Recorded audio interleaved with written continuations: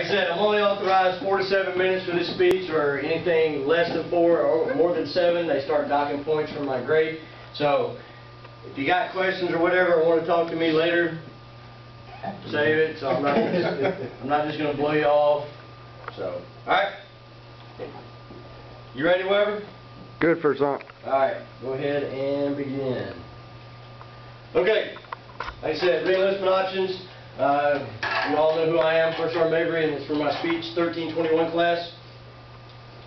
The references I've used to pull this information out of: AR 601-280, Appendix E, policy message re-up options, policy message re-enlistment option eligibility, policy message 0911, and policy message 0908.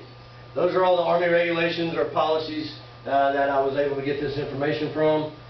Then I did some additional research, and I used website www.nctimes.com. That is a newspaper out on the West Coast out in California. And then IAVA.org, which I didn't know it existed till I did this research, is Iraq-Afghanistan Veterans of America organization. It's a nonprofit organization that's fighting for rights and ability to help us once we're out of the Army. Alright, current outlook on the economy. NCTimes.com states new veterans from the wars in Iraq and Afghanistan are at a 21.1% unemployment rate. So guys that are in the Army, they come in, they do their 3 to 4 years, they do 1 or 2 deployments, they get out, 21% of them can't find a job. Same age group of non-veterans, the civilians that have not served in the military, not deployed to Iraq or Afghanistan, ages 18 to 24, their unemployment rate is only 16.6%. So they didn't come in, they didn't go to Iraq or Afghanistan with us, they didn't serve, and they're able to find jobs faster than we are. There's 10 of you in this audience. Based on calculations right now, 2 of you will not be able to find a job once you leave the military. Current outlook continued. Paul Reckhoff, founder of the Iraq and Afghanistan Veterans of America, quotes, "This month, unemployment rates for Iraq and Afghanistan veterans reached 14.7%. That was in April of this year. Okay, re-enlistment options. Option 1, regular Army, stay just needs of the Army. Option 2, current station stabilization, which everybody knows what that means. You get to stay right here at lovely Fort Hood, Texas, guaranteed for a minimum of 12 months. Option 3 is Army training. You want to try, if there's schools out there available that you want to go to. Based on the brief we got from our branch a couple weeks ago, options that you now are going to start seeing for 19 kilos for us tankers: airborne school, ranger school, all that good stuff. Option 4, overseas assignment. If you want to go see a country overseas other than Iraq or Afghanistan, say you want to go see Korea or you want to go see Germany, that option is available. Or CONA station of choice. If you're tired of the Texas heat in Fort Hood and you want to go somewhere else stateside, that's an option. Alright, these options are for overstrength MOSs, so that's MOSs that have more than what they are required or needed to have. You're only eligible for reclass for Army training if you're an initial term soldier. If you're a mid-career soldier, so say you've already re-enlisted once or twice and you're considered mid-career, you're only eligible for reclass. Career soldiers may be eligible for reclass into the regular Army. Basically, the Army had picked something for them. Alright, if we are in a balanced or a shortage MOS, which is what 19 kilos are tankers, I'm not sure on supply or maintenance, but they're pretty sure supply is balanced. But you're eligible for all 5 options if you're an initial term.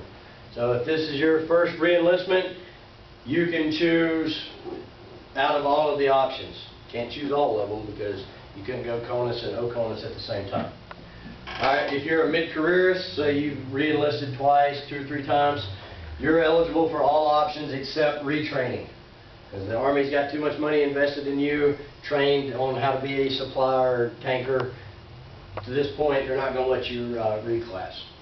If you're a careerist, if you are under 10 years on the day before re-up, you're eligible for all mid-careerist options.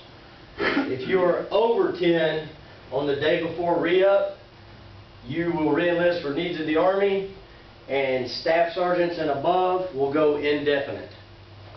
And all that means is you can get out of the Army, however you got a request to get out. You no longer have your ETS date is as long as they can keep you at your rank. Alright, selective re-enlistment bonus.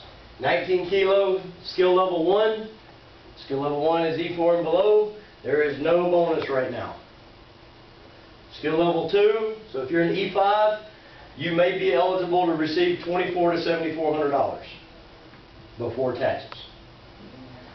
If you're a 19 kilo skill level 3 or 4, you may be eligible to receive $2,700 to $8,300. Bonuses are getting smaller. Everybody knows why, right? Can't find a job on the outside, so soldiers that are in the Army, they know they got a guaranteed paycheck every month, so they're staying in the Army. So Uncle Sam says, well, I don't need to keep paying them bonuses to keep them in. The economy's helping me do that. Okay, the next, I think I got 4 slides up here. Current wages and wages you must earn as a civilian. And what I did with this is I just based it on an E4 on this slide, an E4 with 3 years in the Army, and based on the Killeen area zip code. So if you see you're an E4 and you got 3 years in the Army, your base pay, you get $24,300 a year. If you're married and you live off post, the Army gives you an additional $11,484 a year. Oh, and by the way, the Army gives you $3,886.44 for separate rations or for groceries. So, based on all that information, if you get out of the Army today and you stay right here in Killeen, you need to get a job making $43,273 a year, and it brings